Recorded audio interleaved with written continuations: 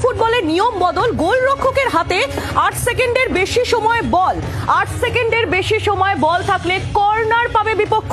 সময় নষ্টের জন্য অনেক সময় বল হাতে রাখেন গোলকিপার, এমন অভিযোগ বারবার উঠে এসেছে। তাই অবশেষে নিয়ম বদল, বিশ্ব ফুটবলের নিয়ম বদল, গোলরক্ষকের হাতে 8 সেকেন্ডের বেশি সময় বল থাকলে কর্নার পাবে বিপক্ষ।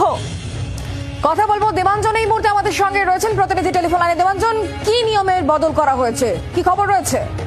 দেখো, বিশ্ব ফুটবলে গোলকিপাররা ম্যাচের শেষের দিকে বা অনেক সময় এই নিয়ম সময় কাটানোর জন্য বেশি সময় বল রেখে দেন।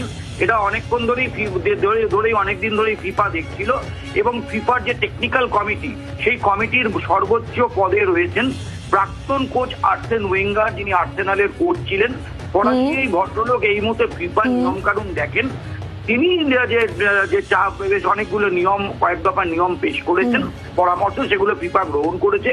তার মধ্যে প্রথম নিয়ম হচ্ছে গোলরক্ষক হাতে 8 সেকেন্ডের বেশি বল ধরে রাখলেই তাহলে কিন্তু সেই গোলরক্ষককে যদি 8 সেকেন্ডের বেশি সে বল রাখে তাহলে সেক্ষেত্রে কর্নার দেওয়া হবে। এরকম যেমন একটি নিয়ম আনা হয়েছে।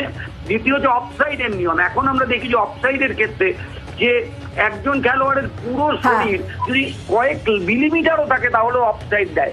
এখন নতুন নিয়মে বলছে যে ডিফেন্ডারকে অতিক্রম করে গেলেই গিয়ে যদি বল ধরে তবে সেটা অফসাইড। এটাও বেশ বোঝা যাচ্ছে। ধন্যবাদ দেবাঞ্জন।